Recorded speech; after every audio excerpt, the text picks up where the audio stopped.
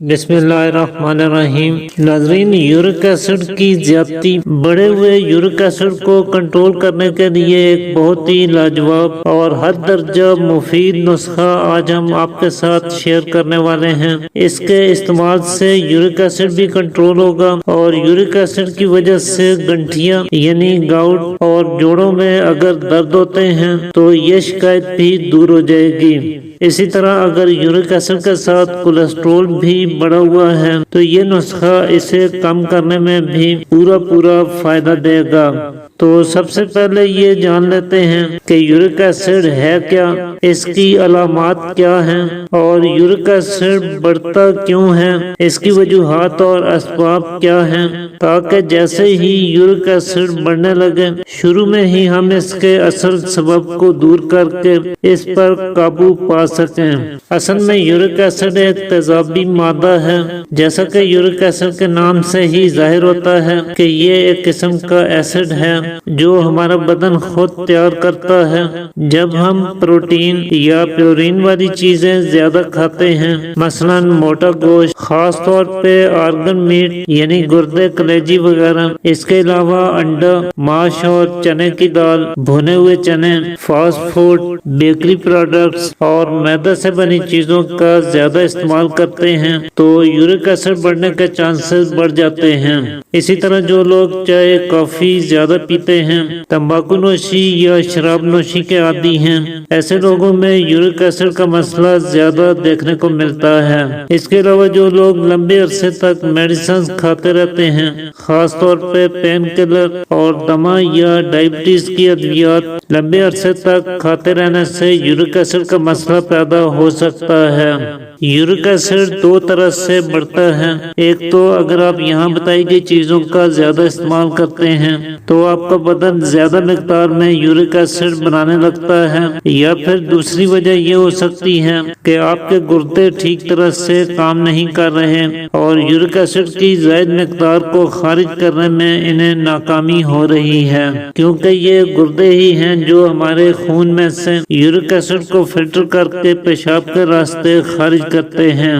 لہذا اگر پیشاب کھل کر نہیں آتا، تھوڑا تھوڑا تیل کی مانند آتا ہے، تو گردے ٹھیک طرح سے صاف نہیں ہوتے اور یورک ایسڈ کی زائد مقدار گردوں میں اور خون میں جمع ہونے لگتی ہے، اور پھر خون میں موجود یہ یورک ایسڈ ہاتھوں پیروں کے چھوٹے جوڑوں میں آ کر رک جاتا ہے اور سوزش، جلن یا درد کا باعث بنتا ہے۔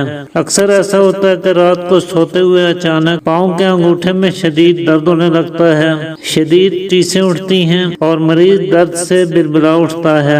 کچھ دیر کے بعد قدرے آرام آ جاتا ہے اور مریض سو جاتا ہے، البتہ صبح اٹھنے پر انگوٹھے کے جوڑ پر سرخی اور سوزش دکھائی دیتی ہے، کبھی ساتھ بخار بھی ہو جاتا ہے، اور اس طرح کے درد تھوڑے عرصے کے بعد ہونے لگتے ہیں۔ پھر آہستہ آہستہ جسم کے دوسرے جوڑ بھی متاثر ہو جاتے ہیں، مثلا ہاتھوں کی انگلیوں کے جوڑ، کوہنیوں اور گھٹنوں کے جوڑ بھی درد کرنے لگتے ہیں، ان میں گانٹھیں سی بن جاتی ہیں، جوڑ پتھرا جاتے ہیں اور سخت ہو جاتے ہیں، جس کی وجہ سے حرکت کرنا دشوار ہو جاتا ہے۔ یورک ایسڈ کے بڑھنے پر شروع میں آپ کو گردوں کے مقام پر بوجھ اور بھاری پن سا محسوس ہوگا، خاص طور پر صبح اٹھنے پر اگر آپ کو گردوں کے مقام پر بوجھ یا ہلکا سا درد محسوس ہوتا ہے، یا صبح اٹھنے پر اگر پاؤں کے تلوے درد کرتے ہیں، خاص طور پہ پاؤں کا پنجہ یا پیچھے ایڑی درد کرتی ہے، اور چھوٹا پیشاب کرنے کے بعد آرام آ جاتا ہے، تو یہ یورک ایسڈ کی زیادتی کی خاص علامت ہے۔ اچھا، یورک ایسڈ کے مریضوں کو اگر بدن میں درد نہ بھی ہو تو پھر بھی انہیں چلنے پھرنے میں دشواری ہوتی ہے، ٹانگوں میں اور پٹھوں میں ضعف اور کمزوری محسوس کرتے ہیں، تھوڑا سا کام کرنے سے ہی جلدی تھک جاتے ہیں، بدن میں خشکی سردی کی زیادتی ہوتی ہے، پیشاب کم آتا ہے۔ چنانچہ ایسے میں پانی کا استعمال زیادہ کریں اور مدر بول غذاؤں کا استعمال کریں، یعنی ایسی چیزیں جو پیشاب کھل کے لاتی ہیں۔ ان میں مولی بہت زبردست طریقے سے فائدہ دیتی ہے، چنانچہ کھانے کے ہمراہ مولی، گاجر اور کھیرے کو سلاد کے طور پہ استعمال کریں۔ خربوزہ پیشاب کھل کے لاتا ہے اور گردوں کو خوب اچھی طرح سے صاف کرتا ہے، چنانچہ اسے ضرور کھائیں۔ اسی طرح تربوز کا استعمال کریں اور بلڈ سرکولیشن کو امپروو کرنے کے لیے لہسن کا استعمال کریں۔ لہسن سوزش اور ورم کو بھی تبدیل کرتا ہے اور درد سے بھی آرام دلاتا ہے۔ اسی طرح ادرک کو اپنی ڈائٹ میں ضرور شامل رکھیں، خاص طور پہ جوڑوں کے درد کے لیے یہ آپ کو بہت فائدہ دے سکتا ہے۔ اس کے علاوہ ہلدی سوزش، ورم اور درد سے نجات دلاتی ہے۔ اپنے کھانوں میں اس کا استعمال بھی ضرور کریں۔ چائے کافی کا استعمال کم سے کم کریں، اس کی بجائے سبز پتی کا قہوہ، قدرے سونف اور سبز الائچی ملا کر پیا کریں۔ ٹھنڈے پانی کا استعمال بالکل بند کر دیں اور وارم واٹر پینے کی عادت ڈالیں۔ خود کو حرکت میں رکھیں، ہلکی پھلکی ایکسرسائز کیا کریں اور ساتھ ہی یہاں بتائے گئے نسخے کو بھی استعمال کریں تو انشاءاللہ یورک ایسڈ کا مسئلہ پوری طرح سے ٹھیک ہو جائے گا۔ چنانچہ اس کے لیے ایک تو آپ نے تخم میتھی یعنی میتھی دانہ لینا ہے۔